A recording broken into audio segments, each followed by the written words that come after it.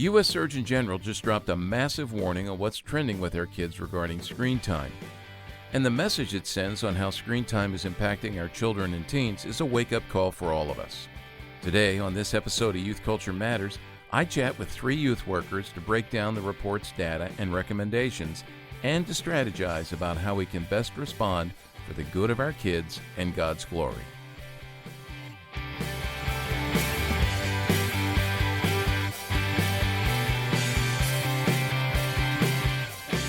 From the Center for Parent-Youth Understanding, this is Youth Culture Matters. If you're a parent, youth worker, educator, counselor, grandparent, or anyone else who cares about kids, we're glad you've joined us for this practical, informative, and hope-filled podcast. This is a place where together we talk and think Christianly about the rapidly changing world of today's children, teens, and young adults.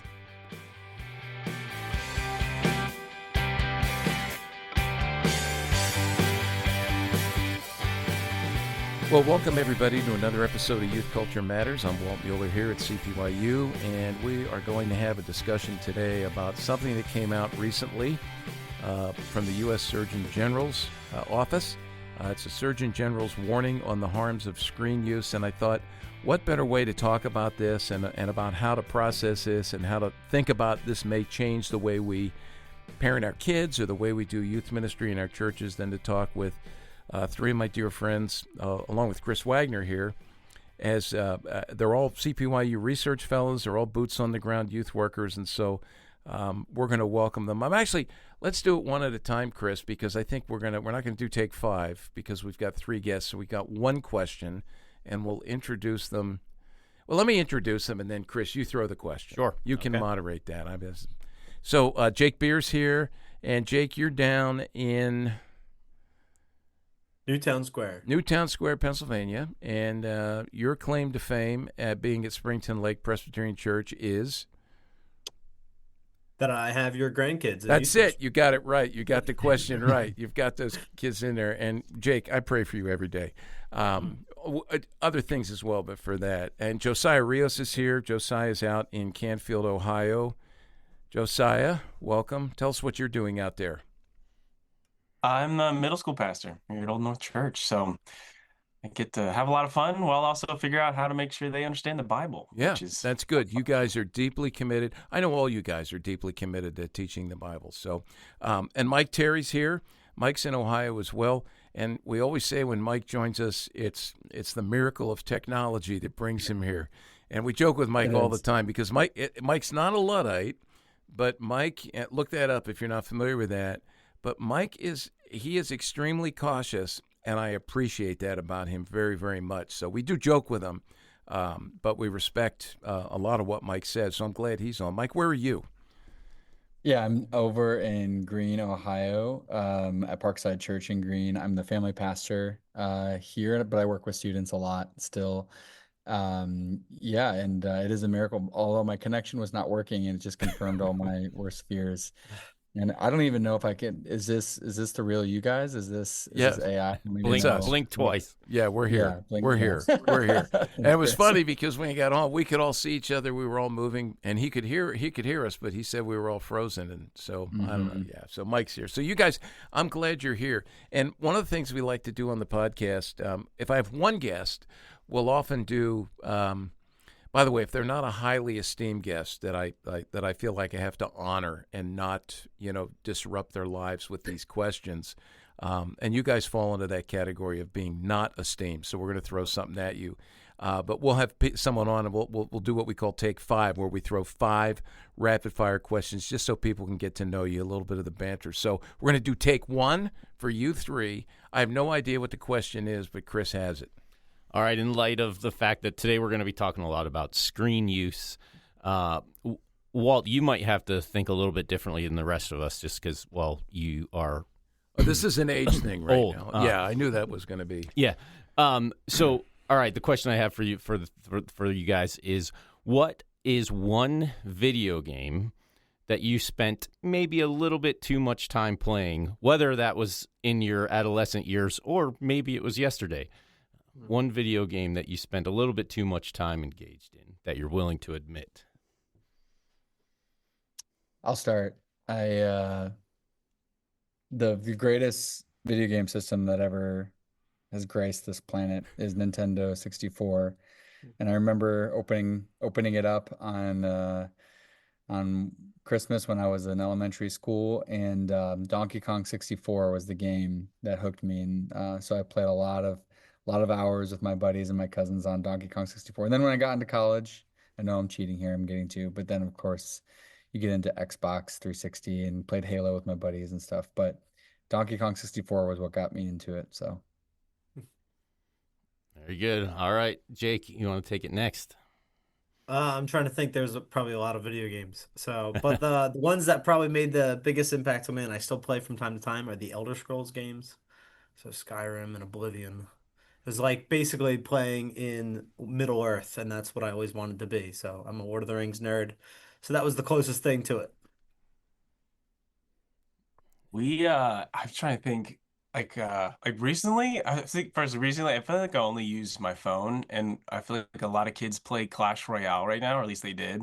So I play that a lot with students. And but then growing up, we always did Lego Star Wars. I don't know how much that dates Huh. me or not, but that was always a fun one. And I have a distinct memory. We got so emotionally invested in this game that my brother got so mad he couldn't like complete this like bonus level. He like punched our window and it like shattered. And now we make fun of him all the time and razz him up for sure to get him going. But we were clearly emotionally invested in the game. If we couldn't beat this level, he got so mad he just punched the window. So Yeah. Hey, I'm surprised none of you guys said Candy Crush. Chris, what's yours? I'm joking. Yeah. I only ever had the original Nintendo Entertainment System. So that's the only game system I had growing up other than going to friends' house. So I played really boring, and I only had a handful of games. I played really what would be considered boring games, but I spent too much time playing two games one called Air Fortress and Marble Madness. I spent a lot of time playing Marble Madness. Hey, look, those are like the kind of games you get for free on like a Yeah. flip Oh, phone. absolutely. Yeah. Yeah. So look, I did. Like once the controllers came along with more than two buttons, I was done for. I'm out. Yeah. So I can't answer this question, Chris, and it's different. There are arcades out there still, rarely, certain places. Maybe when you go to the beach and things. So those stand-up video games. Mm-hmm. And so when I was doing campus ministry, this was 1978 to 81. I lived right across the street in an apartment complex from the mall, and the Richland Mall in Johnstown, Pennsylvania. There was a place called Time Out, which was an arcade. And unfortunately, the name really exemplified how I spent a lot of my time out in that place. And my roommate who worked in campus ministry as well, and my ministry supervisor who came in once every 2 weeks, we did a lot less talking about ministry. I'm admitting this. And a lot of time over there playing these stupid games. And it cost us an arm and a leg. We were making very little money. And it was always, one more quarter. Space Invaders. And I think it was called Galaga. Mm-hmm. Was there Galaga? Yeah. So those, just trying to get the high score. And I still love those games. Yeah, when you do happen to venture into an arcade. Yeah, they're old school. How about skee ball? I love skee ball, but that's not a screen. I know it's not. I'm sure there's a version there. Yeah. Well, that's good. So, we've all been involved with screens at some point. We continue to be involved with screens at some point. We're involved with the screen right now as we look at each other. But this Surgeon General's warning on the harms of screen use, it's subtitled An Advisory and Toolkit on How to Protect Children and Adolescents. And let me just read a couple things right from the beginning. I know a lot of people are at odds with and have a hard time respecting our Surgeon General right now, Robert F. Kennedy Jr. But let's have respect for what he's written here. And this has nothing to do with my politics. I just know that he's one of those names when you throw it out, people either love him or hate him. But so let me just read just a few sentences from the intro. Right at the beginning, he says, this is a letter from the secretary. While screen use can have some benefits, the evidence of a range of risks to children's overall mental and physical health is mounting. These negative outcomes are related to harmful use, including use by children with vulnerable medical conditions, along with the ubiquity of devices and features deliberately built into many tech platforms to promote engagement. We talked about this when we talked about gambling, that they're using the same types of techniques to get our kids hooked on gambling or what you would find in a casino. He goes on, a positive-sounding word, engagement, a positive-sounding word that for too many young people is a path to addiction-like behavior. Social media is only one aspect of this ongoing screen time problem. Behavior patterns involving gaming, online gambling, and other forms of virtual interaction are emerging. And so if you go down a little bit for this advisory, it's focusing on children and adolescents aged 0 to 18 years. And I'm just going to say 0 to 18 years, because I believe it's in this, it's mentioned that kids even under the age of 1 are being handed screens. And then just 2 other things I highlighted here in his letter.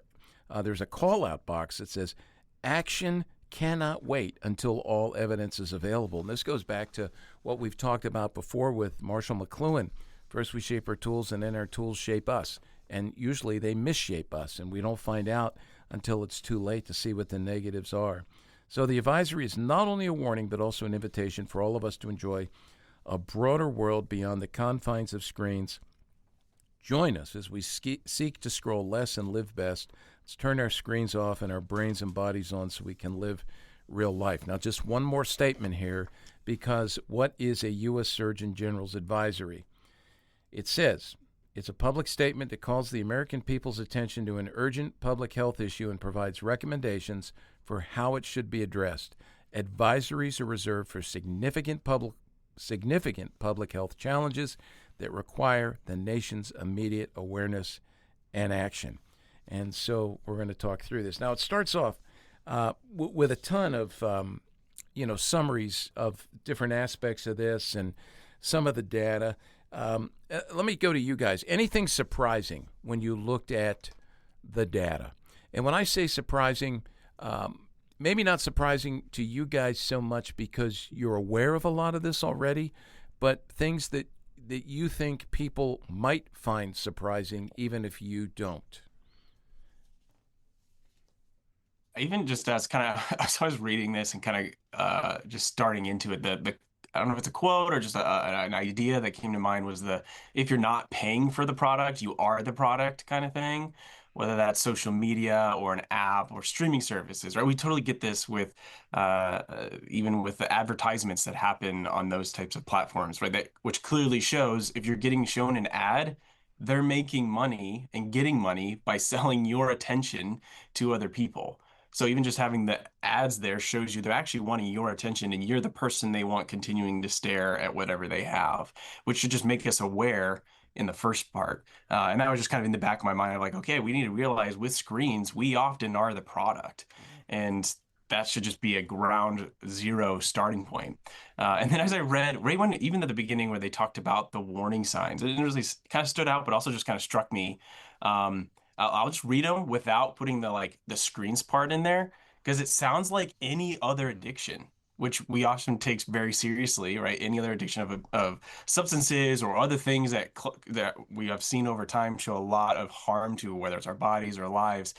Screens have the similar warning signs, right? It says spending too much time constantly thinking about, repeatedly asking while whining or crying, using them to feel better and become upset or moody when the using ends, hiding or lying about their overall use, getting defensive when asked about their use, trying unsuccessfully to reduce use, showing symptoms like emotional withdrawal when not accessible, not fulfilling other responsibilities, not engaging in in-person interaction or activities, or continuing use despite negative consequences. Just reading through those, you could talk about a host of different addictions and things that other people use and abuse. And this is with screens that they're talking about. You know, and that's... and kids and yeah, it's teens, but yeah, it's crazy. That's where screens they're talking about. It can be with other addictions too. I like the way you did that, Josiah, and it makes me think. I wonder. At this point in the DSM-5, which I can't remember how long ago that was written and put together, which is the handbook, for those who are working in the world of psychiatry, psychology, counselors, that sort of thing, where there are diagnostic standards in that. We said in the gambling podcast, I think, that the only non-substance related addiction issue that's listed in there is gambling disorder. This hasn't even reached that yet, and I'm wondering. I would assume when the DSM-6 comes out, this will be in there because there's so much that's advanced, and I think just the way you did that was good. And I want to say what you said at the beginning, Josiah, that was really good. How'd you say that? We are the product. It's an iteration. I think it's had different iterations throughout time, but like if you're not paying for the product, you are the product. Yeah. I think it's Yeah. been used a couple different ways, but whether it's social media, that's the part of the conversation, or I think it might have started with radio or something like that. I don't know. Yeah, That history. we've said here that all media exists to deliver a captive audience to someone who has something to sell. And what's happening now is you're not just getting delivered with what you hear, but they're listening back.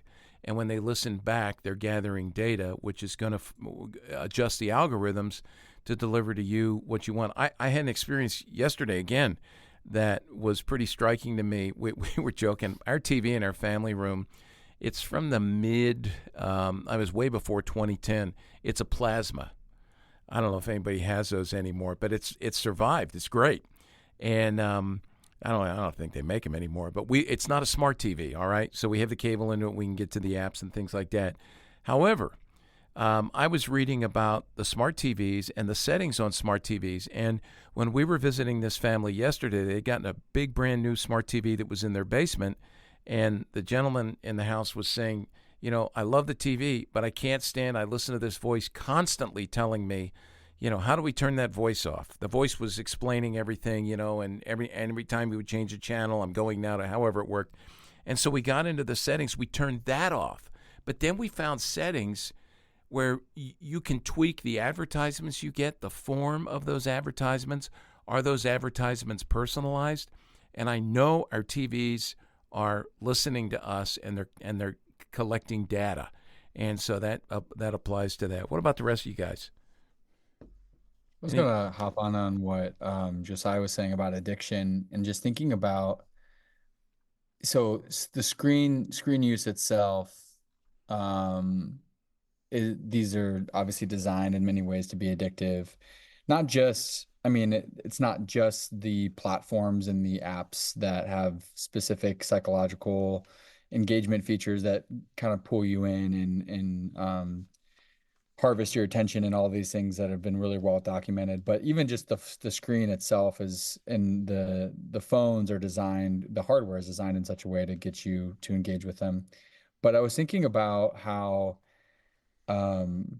these phones, screens, iPads, whatever, tablets, they're actually it's like a host for other addictions, right? So obviously you guys just did a podcast on gambling. Obviously pornography has been, well documented as a huge problem.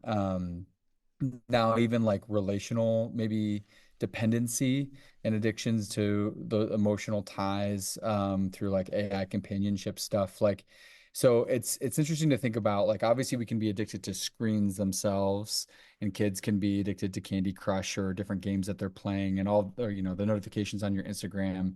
But then that sort of proliferates and like has many other, it's connected, it's interconnected. And it reminds me of like, if you drive through maybe a part of town that is a little bit, on the seedier side or something, and you notice how there's certain blocks that will have like, the Loan Shark place, they'll have a liquor store, they'll have the vape shops, they'll have the adult store, and how these things sort of combine together in an ecosystem of addiction or sin.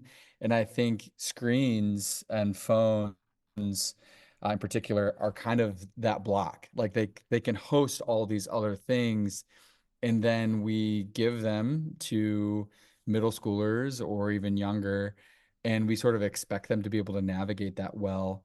And I don't even think adults navigate it well. And so it's not just a singular addiction.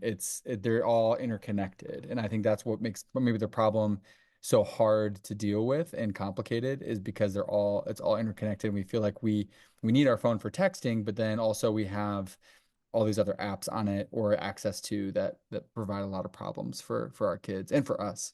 I like that. I like that. Yeah. Would you say, so even like a simple, like the screen is almost like the gateway drug to pornography in some sense, at I least in mean, the I modern mean, sense of that way, or other types of vices, I guess, because I love how simply you put that of like a gateway piece. yeah, I don't want to like just say a screen will necessarily lead you to that, obviously. Of course, true. But I do think there is something to be said that like sin attracts sin, you know? Yeah. And Yeah. so if what you said, Josiah, if the bottom line is a lot of this is based on greed and profit, which Mhm. I think it's been pretty well documented that it is, then then I think there's not going to be a lot of incentive to not incorporate other applications that'll be very accessible for kids. And I mean, kids too, developmentally, like they're going to have less restraint on, it's funny, like the gambling stuff. Like I remember there was a kid I was talking to. It was a gambling app, but it was like fun money. It wasn't real. It was like Monopoly money. So you Uh, could like bet on things in sports, but it was just like fake.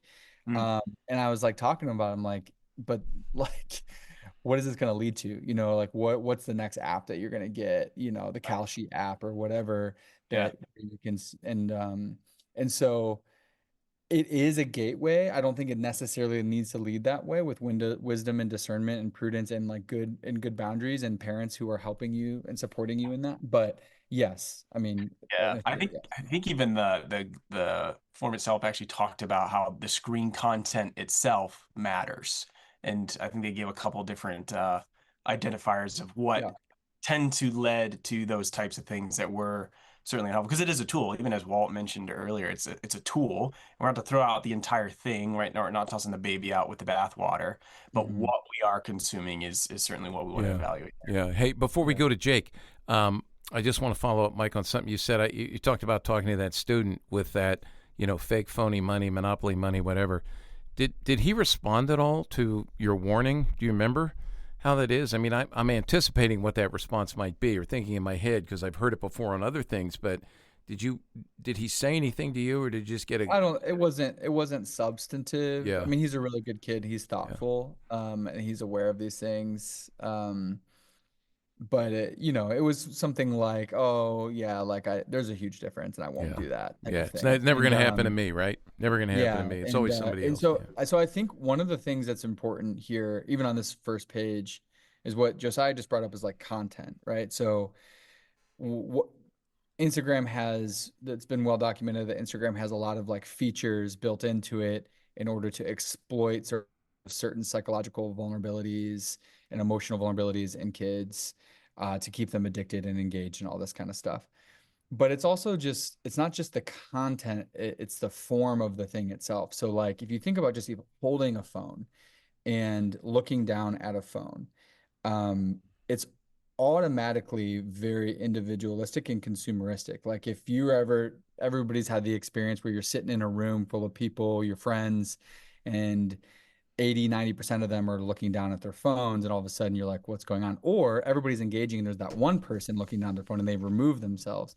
And so automatically, like the form of the technology itself, even independent of the content you're consuming on there, it could be a news article, it could be porn, it could be something else, is is already removing you from reality and getting you into an arena of kind of self-serving individualism in a lot of ways. yeah, Now, that's not always the case. Sometimes you might be texting somebody to support them. Like there's ways to use it again that are healthy, but so form and content yeah, matter, I think. yeah. Let me Yeah. go to Jake. Um, Jake, thoughts? Any thoughts you have initially out of the gate? Yeah. Well, I think we could talk for hours about what Josiah and Mike just brought up. But one of the first things or the thing that really stood out to me in the report was actually in the very first sentence, when he says in the letter from the secretary, he says, while screen use can have some benefits, Yeah. the evidence of a range of risks, etc. I was expecting to see some point in the report about like the a sense of benefits for kids and teens and screen use, but that never came.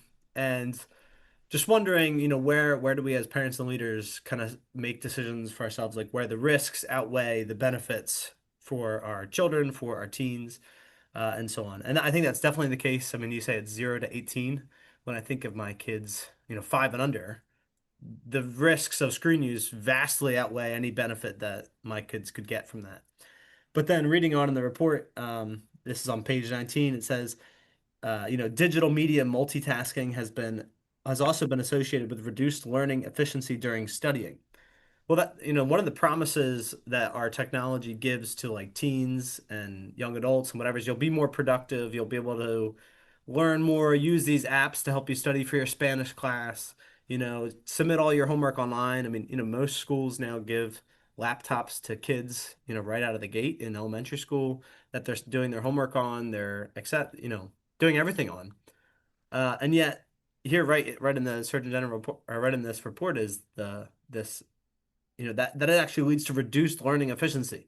Like the very promise that our technology makes is this is going to make you smarter, it's going to make you more efficient. It's actually being proven not to do that, right? So where do the risks outweigh the benefits when it comes to these things? Yeah, that'd be interesting to. I know we can't do it in this podcast.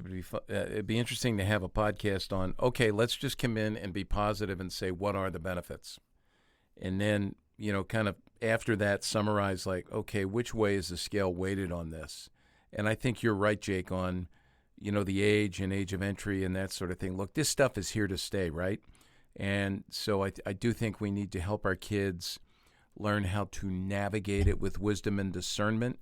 I always think of the Kenny Rogers song "The Gambler." That's how old I am. I was probably playing when I was in the arcade, but know when to hold them, know when to fold them. That line just kind of like when to say yes, when to say no, that kind of thing, and just teaching kids to do that. So I know we'll get to that. We're going to take a break, and when we come back, we're going to talk a little bit more about this Surgeon General's advisory that just came out a few weeks ago.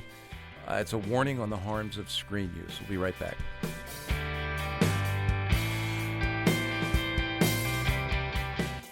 If you enjoy listening to Youth Culture Matters and would like to support the ongoing efforts of this ministry, you can do so by visiting cpyu.org/giving to make a donation. Your prayers and financial support make this podcast possible.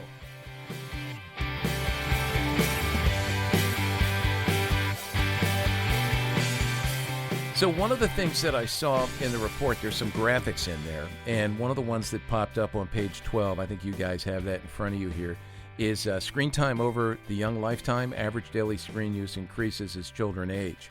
And so it goes from under 2 all the way up to 13 to 18. Under 2, we're at about an hour, right, on average. And when we get up to 13 to 18, average daily screen use it almost looks like it's 8.5, almost 9 hours. Where that bar graph is. And so, we're saying, and look, all of us here use screens at some point. We need to use them well. But let me ask about what you read in the report, data, statements, all sorts of different things. And you've got to scratch your head and go, okay, what about me? What about the kids in my family? What about the kids in my youth group? What about the families we serve in our church? As you were reading this, what popped in, and Mike shared one thing already, but what popped into your head regarding anecdotally? I mean, did you read this and go, oh, this is just a bunch of, boo-hoo, whatever, and it actually doesn't mean that much, or were you reading it and going, yes, yes, yes? What were some of the things that popped out for you that anecdotally you're seeing? I think they're all on their screens right now, so we've got it. Oh, yeah. Yeah. I was gonna say, I think the report summed up, I think, what a lot of people were already feeling. A lot of parents that I talked to in the church, they even the students know that they're on screens too much, and kind of there's this like inevitable sense of not being able to change. Everyone knows it's a problem. I think the report itself, gives maybe some helpful statistics or puts numbers on things, but I feel like at least people in my church and ministry kind of already know this. It's more of just like, what do we do about it? Like nobody knows where to move beyond this place of feeling stuck. And I think a lot of that comes down to, when I read some of these points, I'm like, these are true of me, like myself, not just teens. That I feel that way when I'm on my phone or screen too much, or so if the problem is already in parents and teens and pastors like me, well, how much more is it for our students? Has anybody, Jake, as you've talked to parents, do you have any situations that you're aware of where parents have taken what students believe to be incredibly radical steps, like give me your phone? And it's not because I'm punishing you; it's because I love you and I want to spare you from, the downside of this. Have you experienced As a consequence, you mean? Well, or not as so a... much as a consequence, but obviously, that's one of the first things parents go to now. You broke a rule, give me your phone. You're off your phone for a day, Yeah. or no screen time.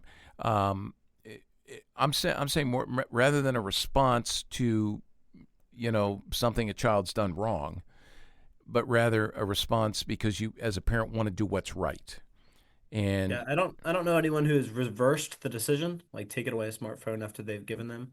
I do know of one father who he gave his 14-year-old a smartphone, but made him sign a contract about use, and there was all kinds of details about how he was going to use it, when he was going to use it, and it was a kind of contract between him and his dad that he knows the expectations, and if he fails to meet that, he'll take away the phone, he'll lose screen time, whatever.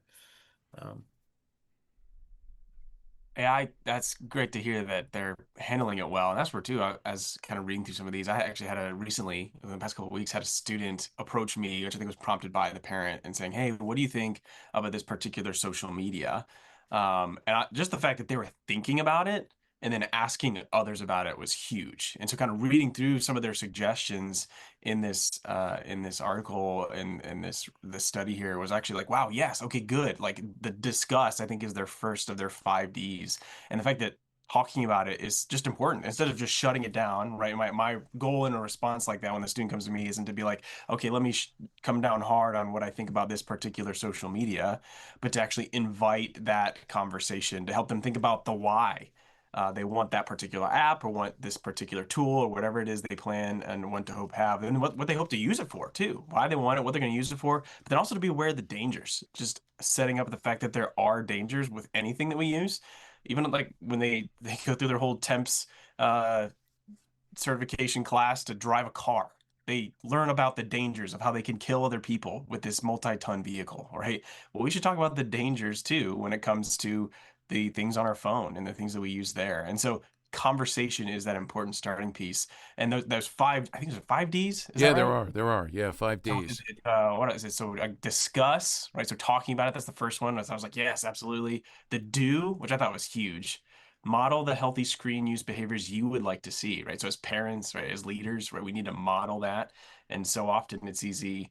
I mean, that's the whole plank in your eye, just the speck in somebody else's eye. We're not going to judge other people, even judge our own kids first, right? Be like, oh yeah, our kids are terrible with this. But like, oh wait, oh yeah, I sit and scroll on my phone, and my kids notice that, right? To be able to see ourselves as well. Then the other ones were delay, right? To delay screen time from as early as possible. Divert was their other one. Provide alternatives, which I think was a great idea. Yeah. And By the then way, just the icon there's a baseball. We were talking. We were talking about that before we started to record earlier about how kids are getting over involved in youth sports. But I think that's one way to divert for sure. get outside and play some baseball, right? Yeah. Something like anything, right? And then the last one, disconnect, like a regular scheduled time. Which that's been something that's helpful for our family.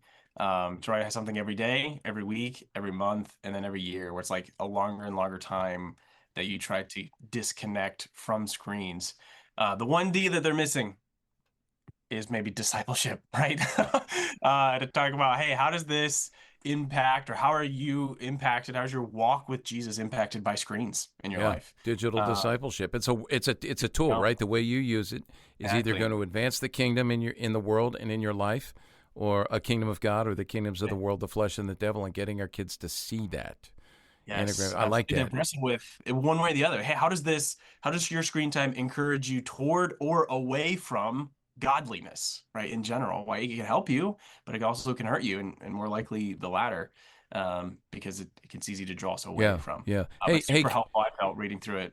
Josiah, you mentioned something there that got me thinking. You likened it to how we teach kids how to drive or manage a vehicle, because I remember talking to my kids and saying this could kill people. It's a great tool, but it's like all tools. It can be helpful, it can be hurtful, it can be harmful, it can be deadly. It can be life-giving, it can be deadly. Um, Hmm. did you, any of you guys were you guys still in high school when they offered driver's ed? Did any of you guys had driver? Okay, you did, yeah. I mean, we had. I don't think they do that anymore. We had driver's ed classes, and we had on the road training. With I just think about those guys who signed up to teach driver's ed were crazy.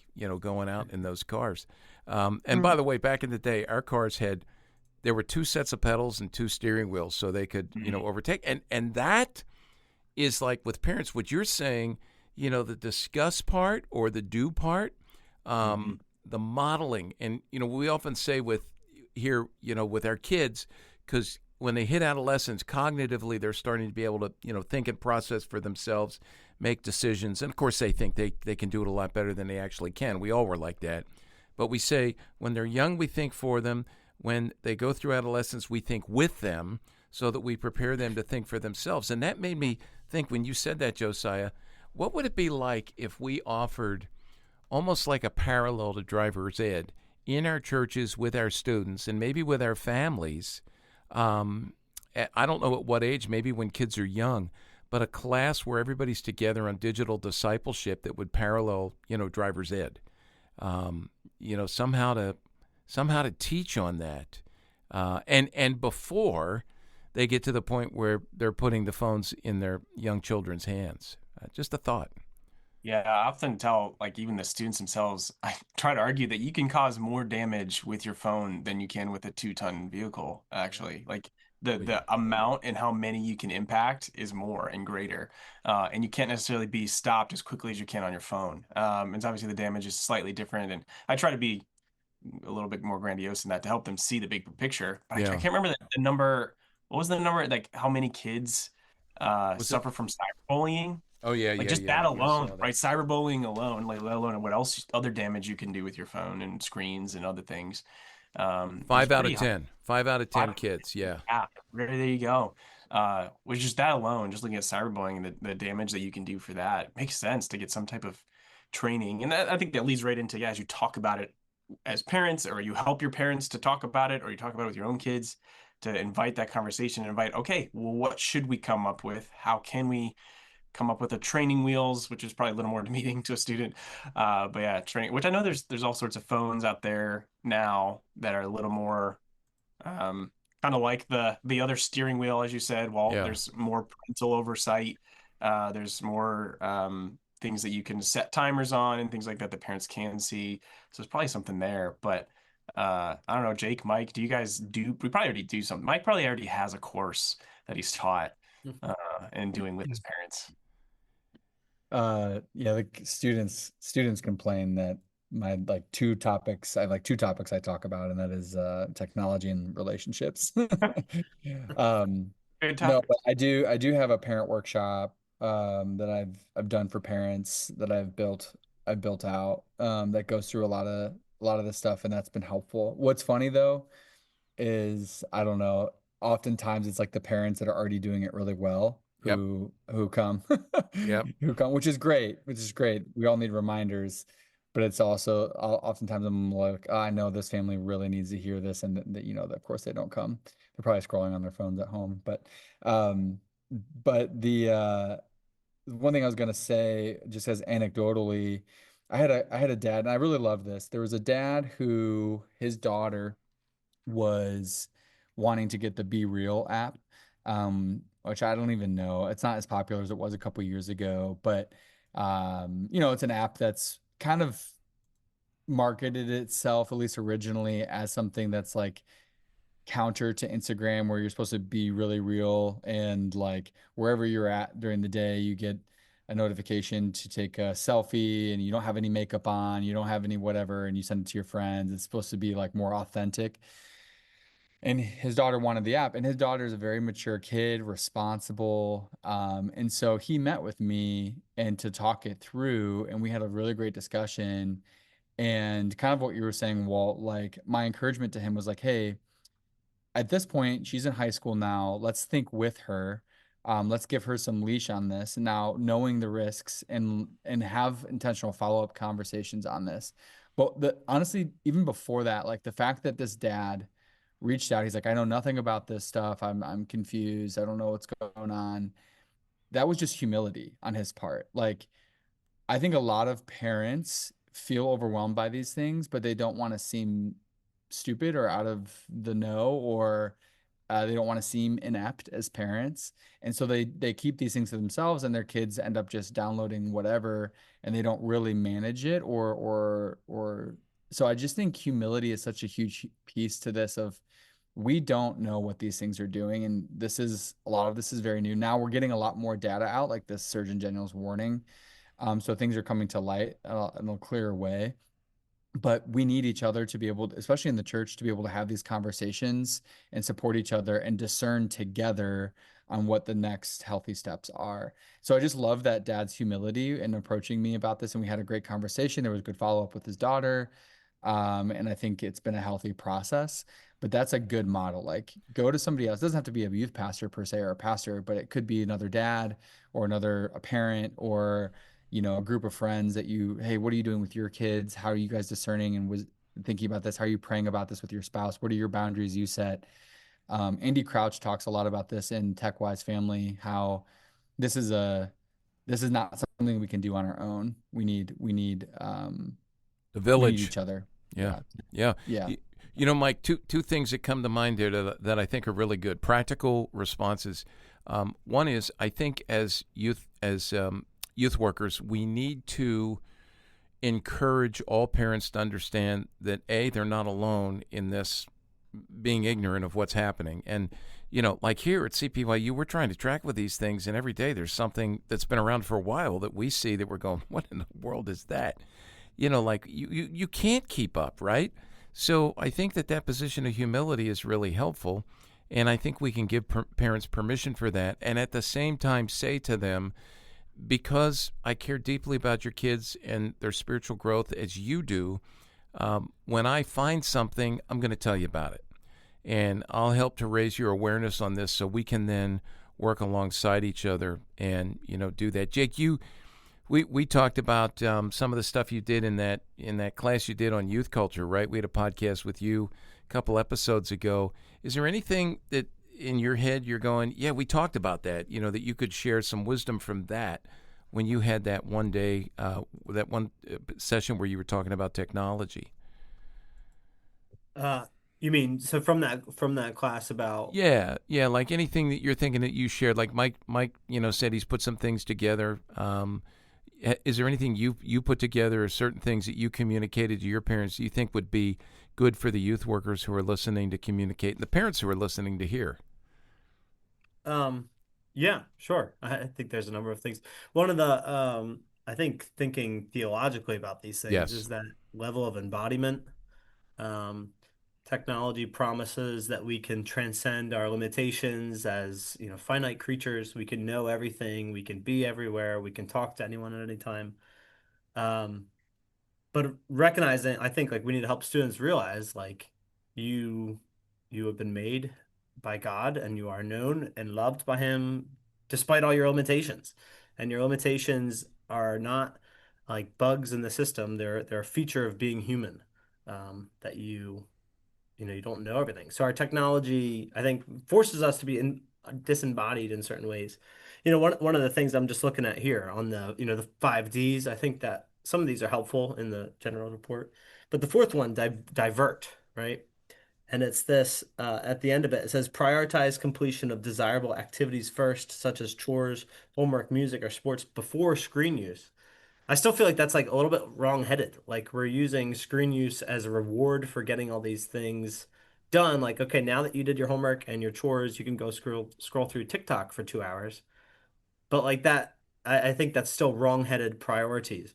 And especially, there's that big fold-out page on page 21 of live real life. Like that's like it's like this giant poster on page 21 that I think kind of like sums up what I think is one of the biggest biggest things when it comes to screen use and technology.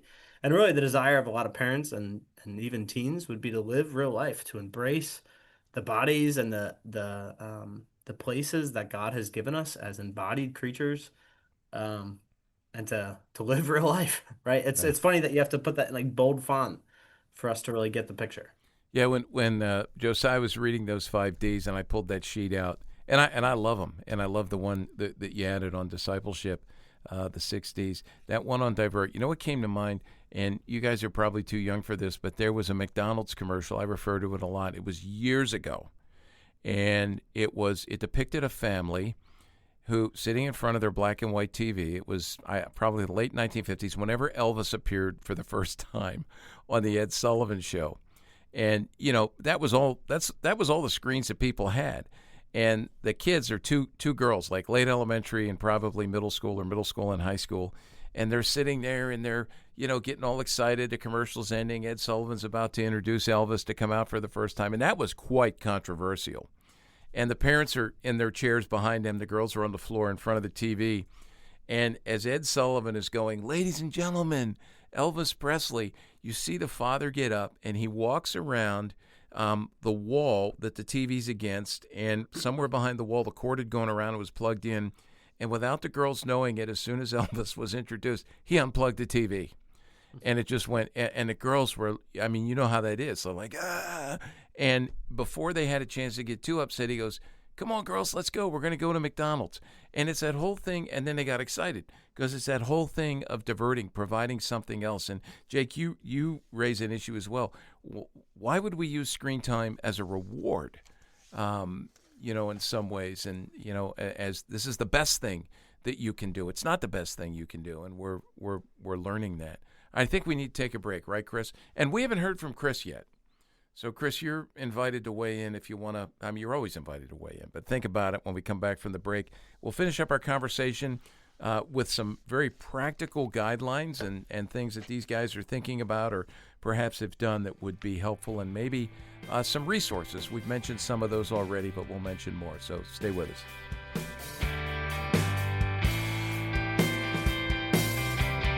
My dad used to say to me, I'm so glad I'm not raising kids in today's world. And honestly, I get it. Those of us who are parents and youth workers are guiding kids through a youth culture that's rapidly changing, confusing, and sometimes frightening. The fact is, we do need help. That's exactly why I wrote a little book to put right into the hands of your kids. It's called A Student's Guide to Navigating Culture. This book is a practical tool designed to help kids develop biblical discernment. It teaches them the skills to look critically and Christianly at everything they face in today's world, evaluating it all under the light of God's Word so they can live a life of faithful discipleship.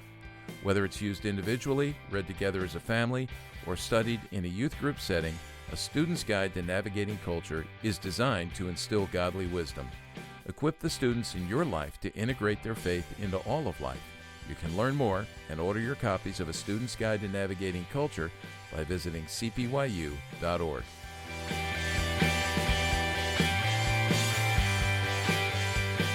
Hey, we've mentioned already a lot of resources here on this episode of Youth Culture Matters, and I want to remind those of you who are listening that if you didn't, know what it was we mentioned or you're trying to find it, just go to our website, cpyu.org, find the player for this episode of Youth Culture Matters, and beneath that, Chris Wagner will have posted everything we've mentioned and probably more, because we know about a lot of resources here that would be very helpful for you, whether you're a youth worker or a parent. As we finish up this last segment, I want to think back to something Jake said he was talking about our humanity and undermining our embodiment. And what Jake was really getting into there is, if you're unfamiliar with the term, biblical anthropology. What does it mean to be human? A bunch of us here are reading the recently dropped and released new encyclical from the Pope on AI, and I'm about halfway through it. It's a long document, and I think it's going to be significant. It might have the kind of impact that Theology of the Body from John Paul has had over a longer period of time. What I like about it is before he gets into the do's and the don'ts or what his concerns are and what our concerns should be regarding artificial intelligence, he's building a foundation of theology, and there's not really much in there that I could disagree with. And there's a lot on biblical theology or biblical anthropology and a lot on vocation. So you can sort of guess where he's going with this. At least I'm going to try. I'm not finished with it yet. And this is where, when Duffy Robbins and I were up with our students at Gordon Conwell a couple of weeks ago. One of our students is John Kidd. I think you guys may know John from being on other podcasts or being at the Northeast Youth Ministry Summit. He's actually the youth pastor down at Covenant Presbyterian Church in Harrisonburg, Virginia, where Todd Pruitt is, who does the podcast with Carl Truman. And in class, one of the things John brought up, which I just thought it was such a good reminder, is that, you know, as we talk about the flow of biblical history, creation, fall, redemption, restoration, and those 4 chapters in there, much of our ministries, unfortunately, historically, at least more in more modern times, they've really been founded not on those 4 chapters, but on 2, fall and redemption. And we forget creation and we forget restoration. And when we're leaning into just a 2-chapter gospel or biblical story of redemption, all we're doing is saying you're sinners, you need to be saved. And there's very little that may come out of that related to integrating faith into life. And we were talking here, you know, Josiah mentioned with those 5 Ds, let's add a 6th, discipleship. What does it mean to live to the glory of God and to honor God in the way that we use and integrate these tools in our lives? And there's so much wrapped up in that, and we need to teach that. So I want to move to that. And I think we do need to go back to creation. That's one thing I would say, is get to Genesis 1 and 2 and look at what it means to be human. And then also when we get into the New Testament, and I'll just throw one passage out here that I was thinking about as I was reading this report, and that is Romans 12, 1 and 2. And when you get to verse 2, you know, it's talking about, you know, you're talking about in view of God's mercy, because of what God's done for us in our salvation. Now, we lived with gratitude to his glory. And verse 2 says, you know, I'll read in the ESV, do not be conformed to this world, but be transformed by the renewal of your mind, that by testing you may discern what is the will of God and what is good and acceptable and perfect. And I went on my computer and pulled up Bible Hub and, you know, give me Romans 12:2 and all these different translations. You know, do not copy the behavior and customs of this world. Do not conform to the pattern of this world. Do not be conformed to this age. Be not fashioned according to this world. Do not be like the people of this world. Do not follow the customs of the present age. I mean, it just goes on. And, you know, what I hear in that is, okay, I've got to step back, and just because everybody else is doing it, and this is where the culture's going, I need to look at this and think about this biblically and theologically. And so I want to lean into you guys and just say, how have you taught on this? How are you thinking about how the scriptures speak to this whole issue of screens and screen time and the way these things are literally taking over our lives and undermining our human flourishing? Go ahead and just fire away here. What are some ways that we, as parents and as youth workers, can address these things biblically from the scriptures? Yeah, this obviously screens don't seem to be going anywhere. If anything, they keep getting smaller and closer to our eyes. I don't know if it gets much closer than VR, but this is a reality that we have to figure out how to live in, as you said, and to not conform to the patterns of the world. The really thing that came to mind as I was going through this is how really this is a battle of the mind, and how with our thoughts, what we think about shapes who we are. And so our mind really becomes this battlefield, and the screens in our life help our thoughts run free. And instead, 2 Corinthians 10:5 says we're to take every thought captive for Christ, to obey him. Yet our screens loosen our thoughts and let us go wherever with him. Or Philippians 4:8-9, it was what came to mind initially, where Paul says, finally, brothers, whatever is true, whatever is honorable, whatever is just, whatever is pure, whatever is lovely, whatever is commendable, if there's any excellence, if there's anything worthy of praise, think about these things. Now, we could just easily take that and evaluate what we're looking at on a screen and say, hey, is it any of these things? And likely we probably won't check those off. And so how do we do this? How do we help our students do this? How do we help our parents? I think if we're teaching the Bible, period, if we're just teaching through books of the Bible or teaching the Bible itself, we'll come across these types of topics of what we do, spending our mind with, how we spend our time. And so to keep that in the back of our pocket as an application, as youth workers or volunteers, or even as parents, as we help our kids wrestle through things and follow after Jesus, if we think of this discipleship D question, how does this help them towards godliness or hurt their process towards godliness, to help them process that and realize, hey, how much time you're spending on screens, how that impacts your faith and your walk with Jesus. And so to be real and honest with that, every time you're in the scriptures and you see the scriptures speaking to that. I think another level down that's been helpful, I know Mike mentioned earlier, teaching a class can certainly be helpful to your parents and helping them. But unfortunately, it's always the parents that are already doing the right thing that end up there. And so for us, we do what's called these parent connects, where we try to meet one-on-one with these parents. And that's where we can try to go after those parents that may not come to the parent meeting, but we can go after them one-on-one. And it's in those spaces that we're able to give direct and clarity on, hey, you're having this issue. Hey, it might stem to maybe your screen usage as a family. What does this look like? How do you guys deal with that? That could just be a question you bring with you to that meeting of one-on-one with the parent of, hey, how do you guys deal with screens? I've noticed that's a big battle for a lot of our students. How do you guys handle it? And that could open it up one way or the other of, hey, you know what? We do have good things in mind. Or most cases, it's, well, we haven't really thought about it. And so you can open that conversation that way, to be individual, to be direct, and help care for them in that way. You bring to mind something, we've done over the years. If I go into a community, oftentimes when I'm talking about youth culture, if I'm there for several sessions, one of the last sessions we do is we do a student panel in front of the parents. And parents can ask any question. They're not to issue correctives. They're not to, direct things if their kid's up there. But it's just like, help me understand your world. And some of the best questions, and you sort of alluded to this, Josiah, some of the best questions are, to the older students who maybe are speaking to parents of younger kids, what do you think your parents did right? What do you think your parents did wrong? Now, you want wise students who go up there who are doing exactly what you're saying there about taking every thought captive, right? They're thinking consciously. I wrote this down as you said that. We make a conscious effort as opposed to just sitting in front of our screens with unconscious consumption, which is actually, it kills us, because you're absorbing all this stuff without critique or thought, thinking Christianly about it. But have those students up there and say, even kids who have struggled through this, to say to parents, don't let your kids go down the road that I went down. And, to talk to those things. Or get some parents up there who are wise.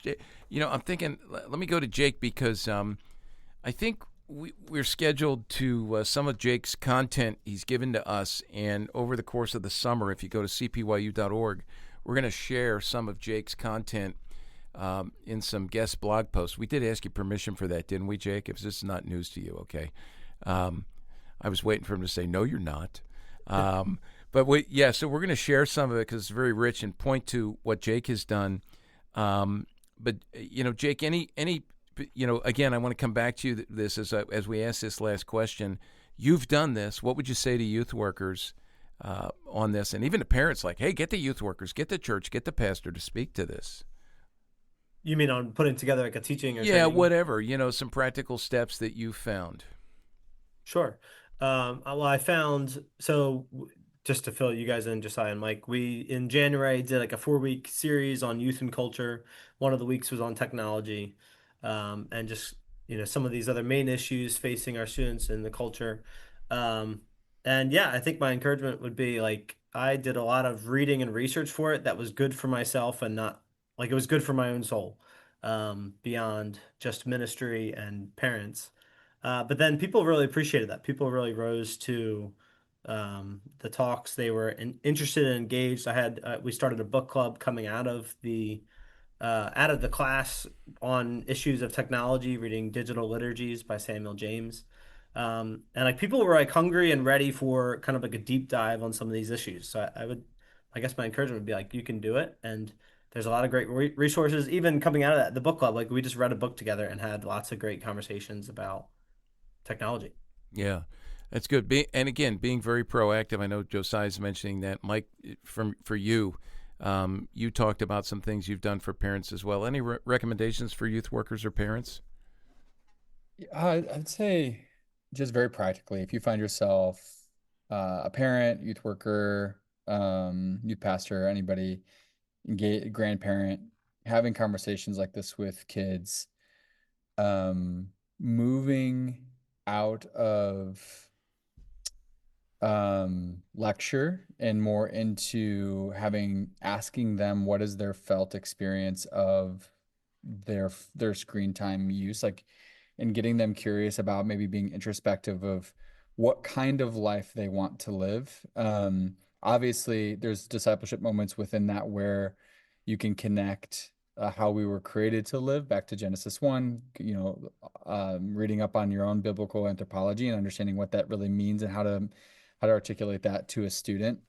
But I've found that students especially, already feel the weight of this and feel lonely, and they feel their friends drifting away from them. I just had a conversation with a senior guy who was lamenting the loss of his friend group in a lot of ways because of Instagram Reels, and like how when they get together, a lot of their conversations tend to just be sharing funny and inappropriate, often memes and jokes and whatever, just through Reels, and that's how it sort of mediates the relationship. And so kids feel this, and so I think being really curious about their felt experience, because also as a parent, you need a way to get an insight into what is in that world.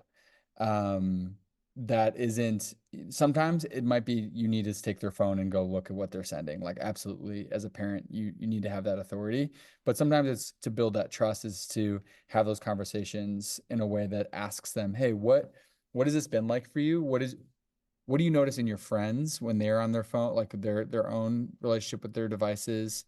How does that make you feel when your friends are like always on their phones? And do you do that in your own life? Like, are you guilty of that? Do you have a good relationship with your phone? What do you want your relationship with your device to look like next year? Like, and how can I help you? How can we help you as a family? What things can we put in place? So I just think the kind of conversation you have, oftentimes as parents, we know this, we are in reaction mode. It's Yeah. like, oh, you got a really bad grade on this test. I'm taking your phone away from you. And I think Jake brought that up earlier. That's sending the wrong message, because at the end, the prize at the end is screens. How can we develop a positive vision with wisdom and discernment and love and charity, living life together that's in a way that God has designed and flourished us. And I think kids can get there. I think we need to raise the water level. I think they understand that. So that would be the very practical thing. Just conversation and Yeah. good, healthy questions that invite kids to take ownership of this process as well, versus just taking it away from them when they misbehave. Yeah. Yeah. And I'm going to mention in your own personal Bible study, and this goes back, I mean, we all believe this, right? Josiah mentioned it. In our own personal Bible study, as we're making applications to our own lives, you will read Scripture and find applications just in your own personal Bible study that you can share with your students and give insights. I will say, to assuage some of the fear that is very real that parents have about intervening, oh, it's too late, they already have it. I want parents, you need to understand some of the things that are trending right now, and I'm going to mention two. If you tracked with the news with commencement speeches, there was a lot of pushback from students, graduates listening to commencement speeches given from people who are promoting AI. And that indicates to me that they're concerned about the downside. Like, these students have been around long enough now to understand that there are potential downsides, and they're seeing it with AI. I can't unpack it any more than that. Another one I'd mention is, if you want to listen to one commencement speech from this last year, Eric Church at the University of North Carolina, I don't know if you guys have listened to his commencement speech. It was amazing. The country singer, it was great. It was put together well, and the metaphor using his guitar was awesome, but he made some very direct statements to those students that were directive about the influence of social media and screens on us and how it undermines our human flourishing. And he did it beautifully. By the way, Duffy Robbins and I, we watched it, and he didn't use notes, and it was so well stated that we were wondering if he was wearing AI glasses, but he somehow had that thing, and he wasn't. I guess he wears sunglasses all the time in his concerts. So that's a big one. But here's one more. Kids are on their own initiative now, dumping their smartphones and going back to dumb phones or flip phones. And one of the reasons why is they're seeing how it's undermining their human flourishing. And that's happening more and more. And I think it was mentioned by these guys earlier. When you take it away and you start to realize, boy, there's something about life that's better that I've never experienced, that it takes an experience for me to know and understand. Do your kids a favor with that as well. So, yeah, guys, this is any final word quickly? Okay, they're good. Go ahead, really Mike. quick that very quickly that there's hope. Like Absolutely. Here that this isn't. Yes, technology is here and it'll be part of our world always. But it's not inevitable. So I think despair is not a Christian disposition. And so I think it's really important to know that like intentional changes, starting with you as a parent or as a youth leader or whatever it is, can really make a huge difference. And you'll see the impacts pretty quickly. Yeah. The life of your family and the life of your kids. So be hopeful, walk with Christ in it. It's not inevitable. AI is obviously here and powerful, but as Christians, there have been plenty of things that have come and none of them surprised God. And so just walk with hope. Yeah.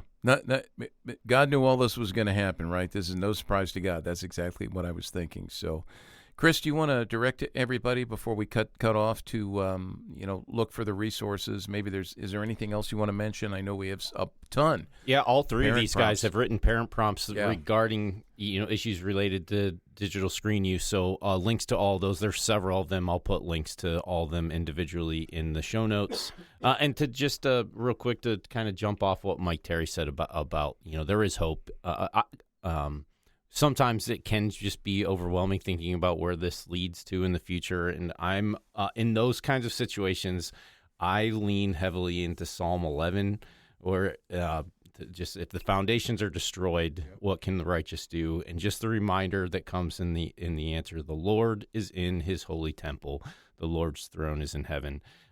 Just remembering that fact that God's still got this figured out, even if we haven't. So, yeah, we can faithfully try to step in and do our part to take these steps to combat some of these things. But instead of despair, leaning into the fact that God is sitting on His throne. Yeah. We don't want despair added to those D's. So, again, go to the player for this particular episode. Scroll down. We'll actually have a link to the Surgeon General's advisory report. When you go to page 23, you'll see what Josiah was reading about those 5 Ds: discuss, do, delay, divert, disconnect. We recommend all those, but add that sixth, which is the most important, and that is discipleship. So, guys, thank you. It's a joy to see you on Zoom. You guys, it's always fun chatting with you. A lot of wisdom here. And, again, everybody who's listening, check out the resources. Chris mentioned the parent props. They're free downloads, and you can pass them around. So check those out. And we are grateful that you listened, and we'll catch you on the next episode of Youth Culture Matters. Thanks for joining us for Youth Culture Matters, a podcast from the Center for Parent-Youth Understanding. If you'd like to learn more about today's youth culture, visit our website at cpyu.org. And if you have any questions, comments, or feedback, email us at podcast@cpyu.org.